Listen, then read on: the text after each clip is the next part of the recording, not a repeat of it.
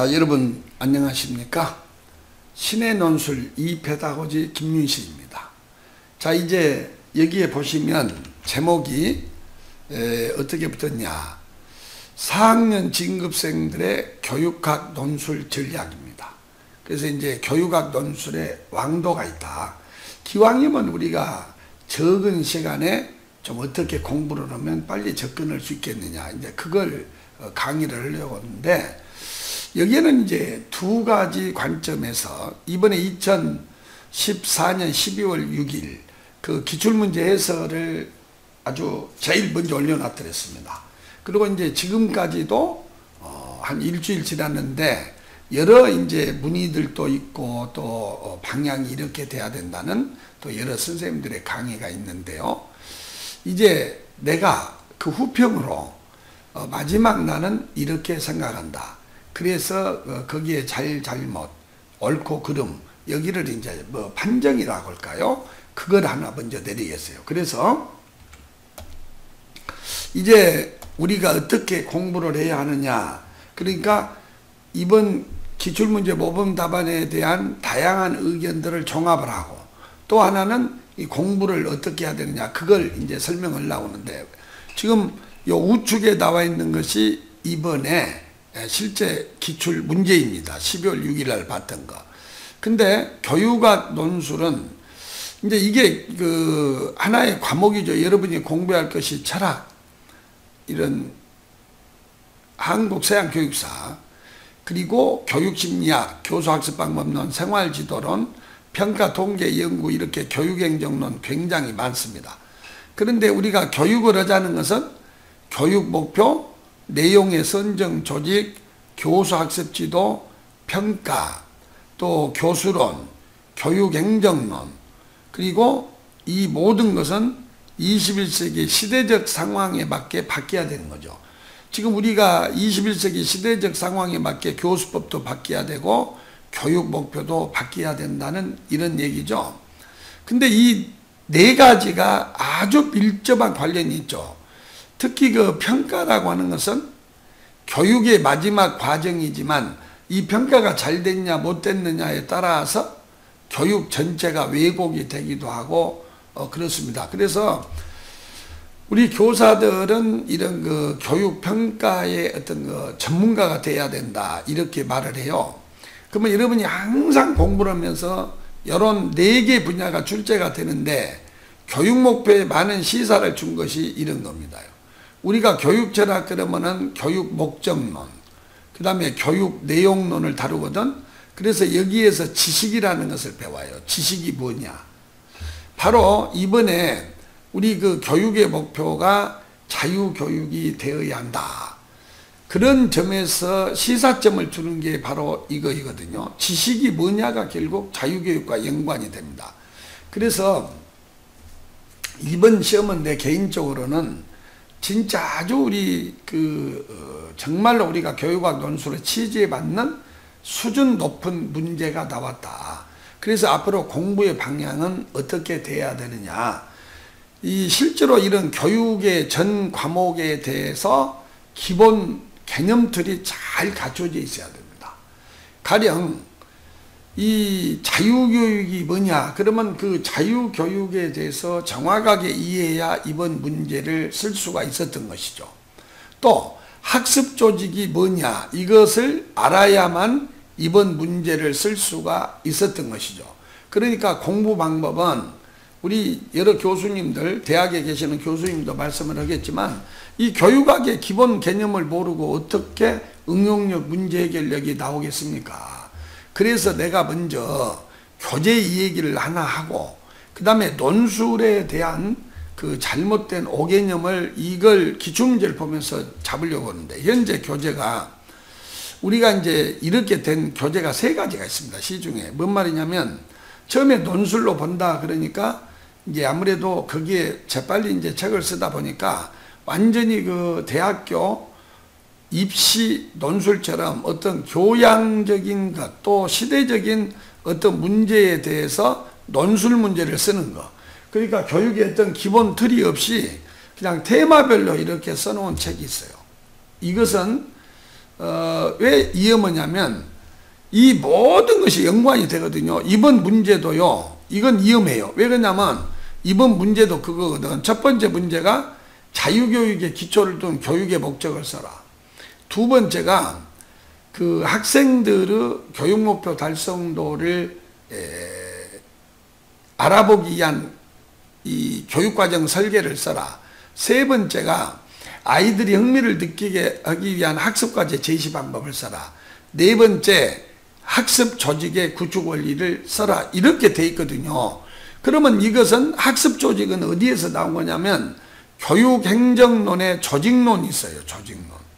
또 조직론 중에서도 지도성 분야하고 조직혁신 분야가 있어요. 거기에서 이게 나온 거거든요. 이 학습 조직이. 그리고 교육의 목적 요것은 교육철학의 지식론하고 서양교육사의 학교 교육의 기원하고 그 두 문제가 종합이 돼서 나온 것이 바로 이번에 이 교육 목표와 관련된 문제입니다. 그 다음에 교육과정 설계는 여기에 보면은 교육과정론이 있지 않습니까? 어디에 보냐면 여기에 이제 교육의 과정론이요. 여기에서 나옵니다. 그러면 여기가 타일러냐, 아니면 위긴스 맥타이의 역방향 설계냐, 이걸 가지고 이건 틀리다 맞다 그러는데 그것은 이 교육학 논술의 성향에 맞지 않습니다. 그런 논의는. 그래서 그걸 내가 여기서 지적하고 싶고요. 그래서 이런 책은 위험합니다. 그 다음에 이제 두 번째는 또 뭐냐면 교육학 논술로 바뀐다고 하니까 기존의 책을 전부 소제목을 빼고 이렇게만 써놓은 책이 있어요. 이것은 우리가 이제 소위 말하면 사설류의 책이죠. 근데 이것도 좋아. 쭉 읽으면 좋죠. 그런데 이제 문제는 소제목이 없으니까 학생들이 개념 파악이 어려워요. 그래서 어떤 유명한 소설가가 이런 말을 합니다.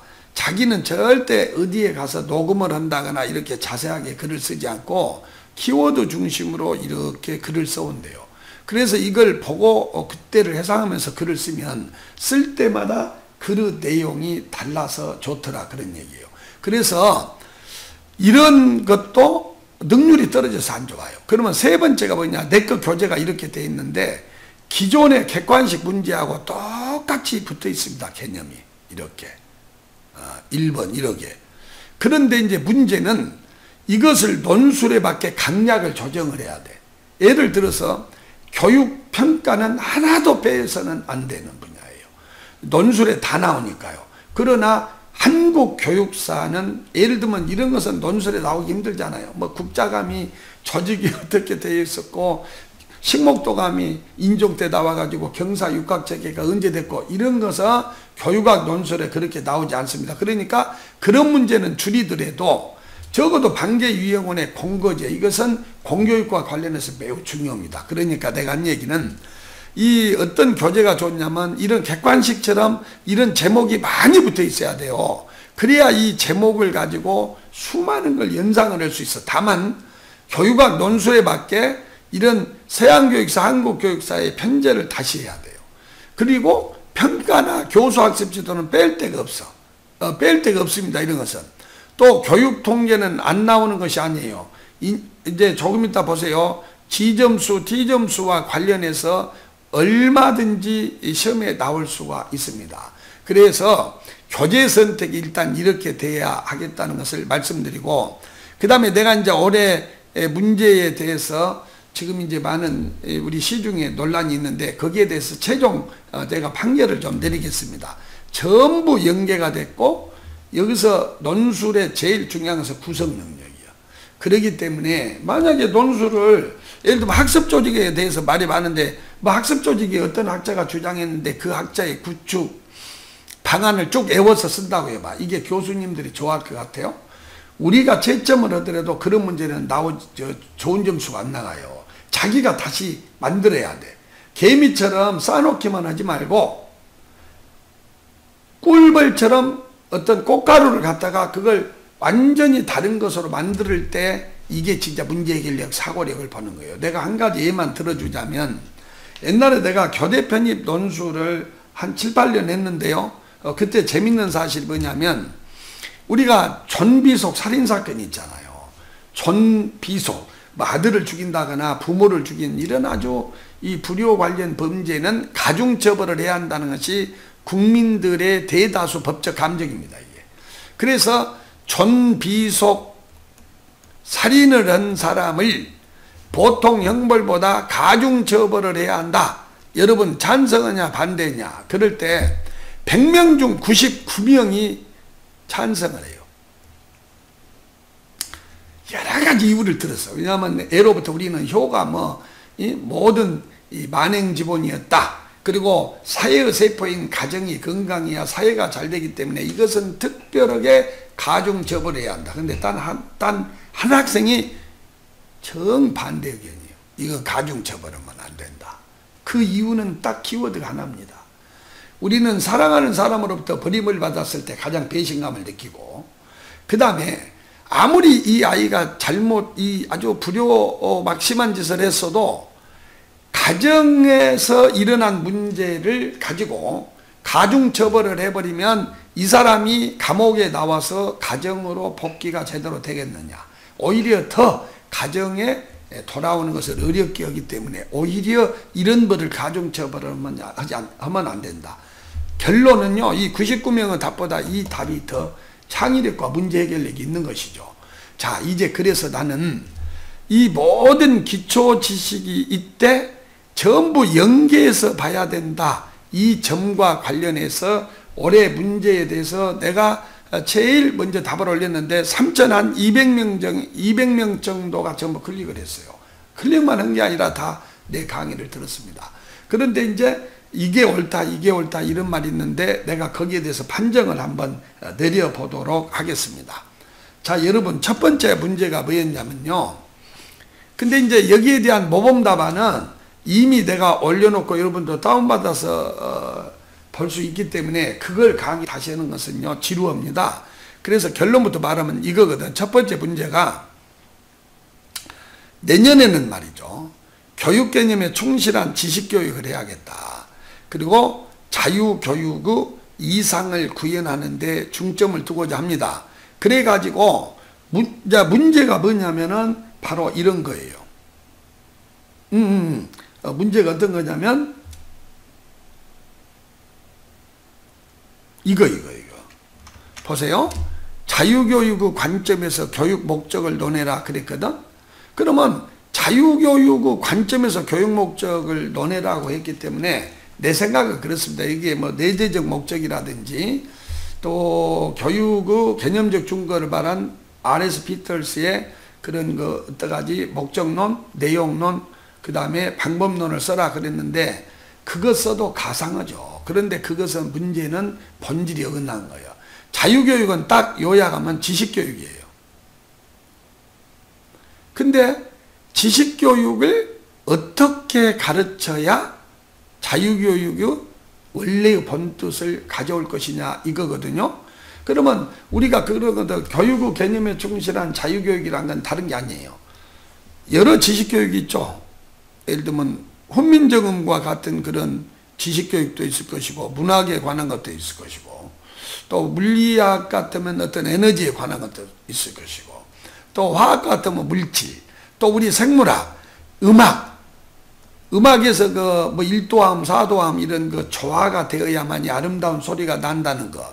그러면 이런 모든 과목의 지식이 내용은 다르지만 하나의 공통점이 뭐냐면 이 지식이 실리기까지의 여러 가지 사유 방식, 탐구 방식이 있어요.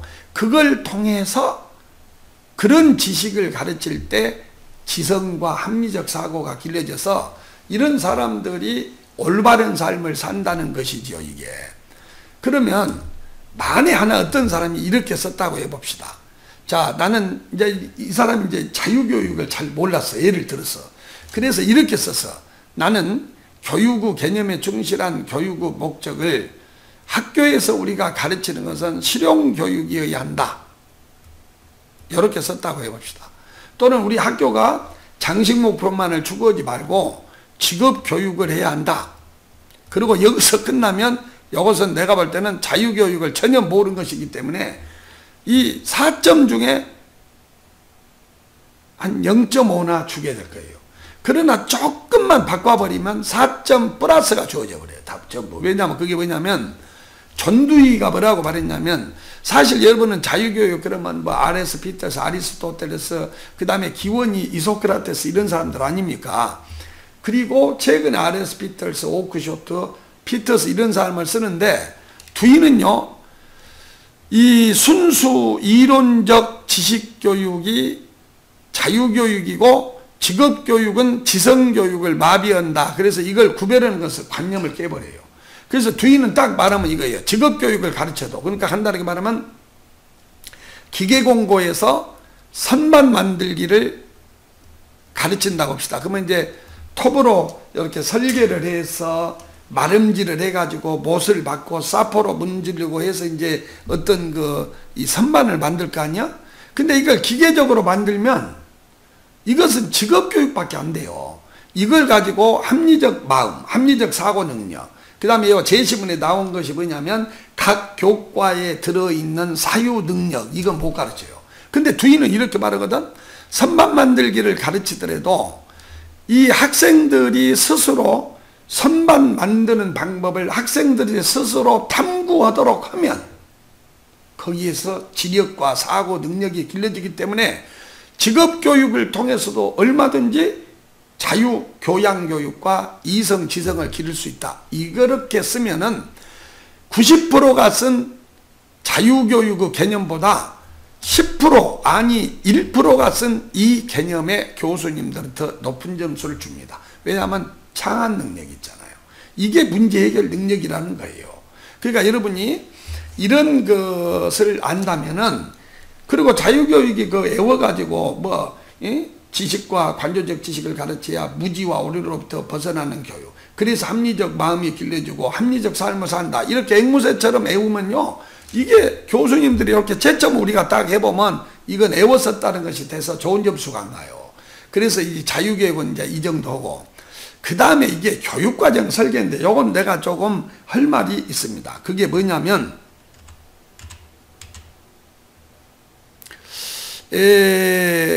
그게 무슨 문제인고 하니 이겁니다. 다음으로 교육과정 설계 방식 수업 전략에 관한 문제점과 개선 방안입니다. 그러니까 이런 거예요.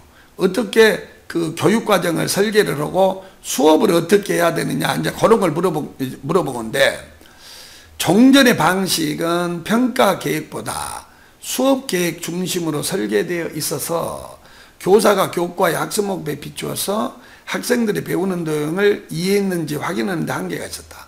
그래서 교사는 이렇게 그 수업 계획 중심으로 되다 보니까 진도 빼기의 급급은 나머지 사실 진도 빼면요 공부라는 것은 이렇게 토론도 하고 담론을 해서 거기서 뭔가 사유 능력, 이제 문제 해결 능력 이런 걸 길러야 되는데 막 진도 빼기에 급급해 보세요.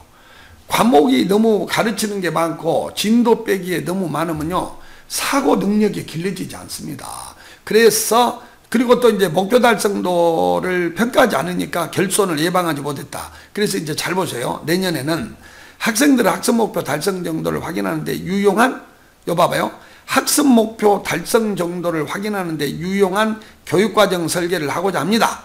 그래 가지고 문제가 이 학교가 지향하는 교육과정 설계의 특징 3가지를 써라 이거예요. 그런데 이제 이걸 그 많은 사람 중에 선생님 나는 타일러로 썼는데 맥타이와 위긴스의 역행 설계를 써야 된대요. 타일러 쓰면 점수가 거의 안 나온대요. 아닙니다. 그건 잘못된 것이고 만약에 그런 논리라면 타일러를 쓰면 이건 안 된다 그러면 타일러가 수업 계획 중심 설계입니까? 예, 이건 전혀 아니죠. 그래서 타일러는 이렇게 말을 해. 나는요, 물론 이런 말을 보거나 이해 중심 그러면은 역행 설계 방안이 더 맞을 수도 있어요. 그렇다고 해서 타일러 모형하고 너무 다르다 그러면 안 됩니다. 그건 내가 타일러에 더 관심을 두는 이유는 여러 가지가 있어요. 그 이유가 뭐냐면 아까 자유교육에 기초한 지식교육이 되려면 어떻게 해야 되느냐. 직업교육을 시켜도 스스로 그 선반 만드는 것을 아이들한테 탐구를 시키면 거기서 지력과 사고력이 길러지니까 그것이야말로 가장 현실적인 자유교육이다. 그리고 그렇게 말하는 사람이 두이하고 허스트란 말이야. 그냥 이론적 지식만 가르친 것이 합리적 판단 능력을 길러서 이성적 삶을 산다. 이건 너무 공허다 말이죠. 이건 너무 공허해. 배고프죠. 그래서 그렇게 쓴 사람이 높은 점수를 가져오듯이, 자, 타일러는요, 교육 과정과 수업의 기본 원리라는 책에서 이렇게 말했습니다요. 요 교육 목표 설정을 어떻게 해야 되냐면 내용과 행동으로 설정하자고 했죠. 이거 모르는 사람 아무도 없고, 그 다음에 위기인세, 역행설계 그런 건 개념 수준만 알면 다 아는 내용이에요. 그 다음에 교육 내용이란 말을 안 써. 타일러는 뭐라고 쓰죠? 예, 학습 경험이라고 씁니다. 학습 경험의 선정과 조직이라고 하죠. 그리고 이게 없습니다. 왜냐하면 학습 경험의 선정 조직 속에, 이 학습 경험이라는 속에 이미 아이들의 경험하는 과정에 교사학습 지도가 들어가기 때문에 이게 없고, 마지막에 학습 평가라고 해요.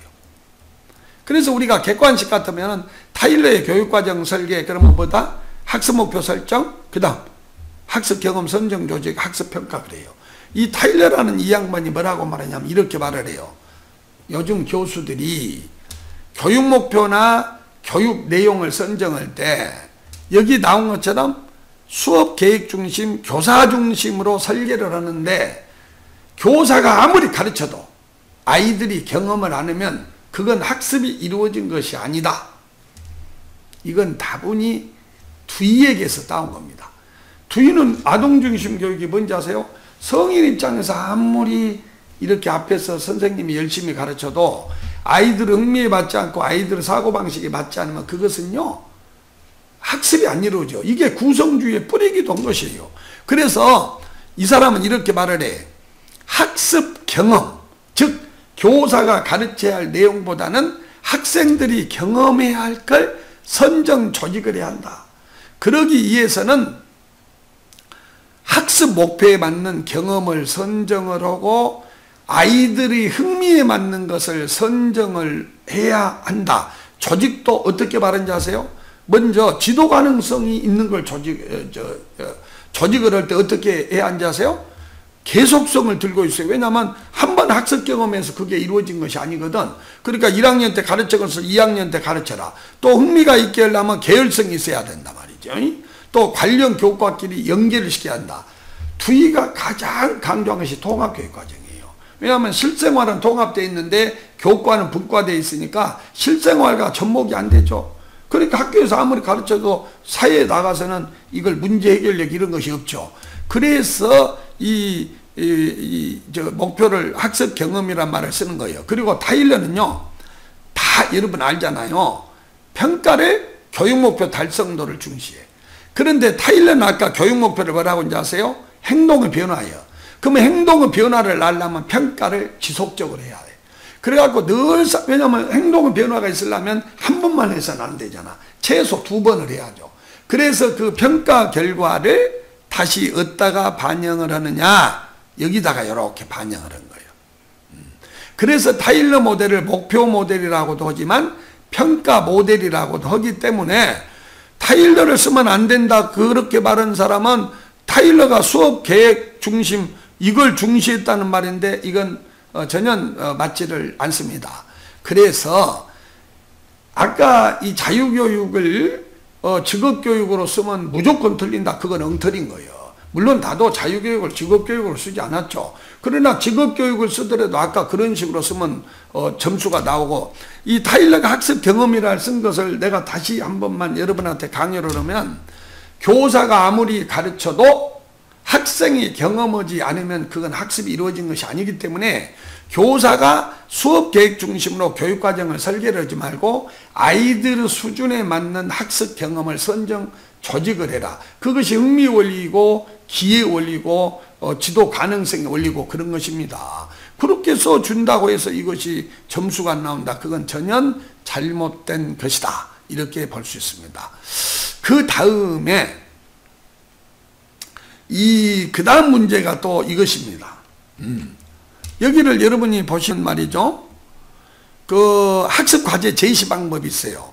그래서 수업 상황에서 학생들이 배워야 할 학습과제 그 자체는 아이들에게 흥미로울 수도 있고 그렇지 않을 수도 있습니다. 교사가 수업에 흥미를 잃은 아이들에게 학습과제를 어떻게 제시하느냐에 따라서 좋은 동기를 올릴 수 있다. 그래서 학습과제 제시 방안, 동기 양상을 위한 학습과제 제시 방안을 써라 그랬거든요. 물론 이 방법이 논술이라면 한두 가지가 있겠습니까? 여러 가지가 있어요. 그런데 이제 많은 사람들이 켈러의 ARCS를 쓴다. 그런데 나는 그렇게 생각을 하지 않아요. 오히려 이 틀을 가지고 쓰는 것보다는 앞에와 연계가 돼야 돼. 그 앞에 제시문을 보면 너무 주입식이나 문제풀이 위주로 가르치다 보니까 아이들이 교과에 스며있는 사고 능력을 내면하지 못한다 그랬거든. 그러니까 거기에 맞춰서 아이들에게 학습 경험을 제시하려면 어떻게 돼야 될까요? 직접 눈으로 보고 경험할 수 있는 실생활과 연결시켜줘야 돼. 그리고 아이들의 진도에 맞게 학습과제를 재구성해줘야 돼. 가령 우리 지난번 시험에도 그런 게 있었지만 선생님 나는요 미용사가 되려고 하는데 내가 수학 배워서 뭐 돼요? 생물 배워서 뭐 돼요? 이런 아이들한테 수학과 생물과 그 다음에 그 미용사와의 관계를 지어줄 수가 있거든. 어떻게든 그 학습 재료를 구안을 하면 그렇게 애들이 흥미를 느껴서 그냥 기계적 암기를 하지 않고 사유를 하고 토론을 하고 자기 나름대로 어떤 연구를 하다 보니까 우리가 진정으로 길러주고자 하는 자유교육이 뭐냐면 합리적 판단 능력이 길러진다. 그렇게 쓰는 것이 연계가 딱 돼서 맞는 겁니다. 그 다음에 또 하나 말할 것이 뭐냐면 이제 여러분 이런 거예요. 이건데 내년에 우리 학교는 교육 개념에 충실한 지식교육을 하고 학생들의 학업 성취 동기를 향상하는 데 세심한 걸 가져야 할 것입니다. 그리고 이 연결이요. 그러니까 어쩐다고? 교육 목표에 기초한 교육 목적을 써라. 그 다음에 동기 유발을 위해서 학업 성취를 위한 과제 설계를 해라. 그리고 교육과정 설계를 해라. 그리고 학습 동기를 유발하는 과제 제시 방법을 써라. 이거 썼잖아요. 그런데 이렇게 질문을 줘서 이 일의 성공 여부는 교사가 변화 주체로서 자발적 노력을 얼마나 기우느냐에 따라 달려있습니다. 그래서 우리 학교는 교사 모두가 교육활동에 긍정적으로 참여하여 지식과 학습을 공유하면서 지속적으로 변화해가는 학습 조직을 구축하고자 합니다. 해갖고 그 구축 원리 세 가지를 쓰라고 했는데 1. 자발적으로 노력하자. 2. 그러니까 능동적 참여 자발적으로 노력하자. 2. 지식과 정보를 공유하자. 3. 뭐 어쩌고 쓰자. 그러면 된다는데 이렇게 쓰면 어때요? 교수님들이 이쁘라고 할까요? 안 되는 것입니다. 이것은 학습 조직의 개념이요. 그래서 이런 걸 연계를 해야 되는데 원래 학습 조직은 가르치고 배우는 조직 이런 거예요. 근데 이 학교는 가르치고 배우는 조직이 왜 어려운지 아세요? 이 학습 조직은 저마다가 전문가라고 보기 때문에 초임 교사하고 베테랑 교사와의 이런 관계도 명령 지시 관계가 안 돼요. 우리가 여러분이 공부하면서 이런 거 배우셨죠? 3학년 학년 부장교사. 이것이 3학년 1학급 담임교사와의 관계는 상하관계입니다. 그러나 국어과 부장교사하고 국어과 교사의 관계는 아무리 베테랑이고 초임이기 간에 상하관계가 아니야. 그러니까 학교는 자기가 더 잘났다고 하기 때문에 이렇게 서로 이 능동적으로 참여를 하고 서로 이렇게 공유를 하지 않는다니까요. 그리고 지속적으로 변화가 안 돼요. 그러면 이런 학습 조직이 되게 하려면 여러 가지가 있는데 이렇게 쓰십시오. 첫째, 교사가 경쟁을 시키고 아까 그런 거 있잖아요. 국어, 영어, 수학을 어떤 성과급 제도를 도입했더니 성적은 올라갔는데 오히려 경쟁이 일어난다고. 그러면 내가 남보다 더 잘 가르치려고 하면은 그것이 서로 노하우를 이렇게 공유를 나눠줘. 여러분이 내가 이 학습 조직은요, 일본을 모르고는 이걸 제대로 이해를 못해요. 우리가요, 일본 그러면 종신고용제가 대단히 유명합니다. 일본은요, 어떤 일이 있냐면, 자, 내가 김씨입니다. 근데 내가 만두 가게에 들어갔어. 그래서 내가 심혈을 이에서 거기에 노력을 해. 그러면 그 주인이 최씨요. 근데 주인이 최씨가 자기 아들도 있지만 김씨 나한테 그 가게를 물려줘 버려요. 이게 그 유명한 종신고용제라고 하는 것입니다. 그 다음에 일본이라고 하는 나라는 이런 좁은 범위의 전문성보다는 두루두루 넓은 일반적 캐리어 패스를 중시해요. 경력을. 그러다 보니까 다양한 분야를 접하면서 자기만의 노하우가 많이 축적이 돼. 그러니까 일본이라는 나라는 여기 보세요. 성이 달라도 자기의 기술을 전수해 주죠. 그러니까 이런 일본이라는 나라는 그 노하우를 그대로 전수를 하기 때문에 일본 장인이 만든 15년 전의 밥통이 지금 우리 밥통보다 더 좋다 그 말이에요. 아주 결론부터 말하면. 그래서 80년대 세 개를 쓸었습니다. 이때에 그 일본계 미국인 학자 오이라는 사람이 나와서 지론을 주장하지 않았습니까?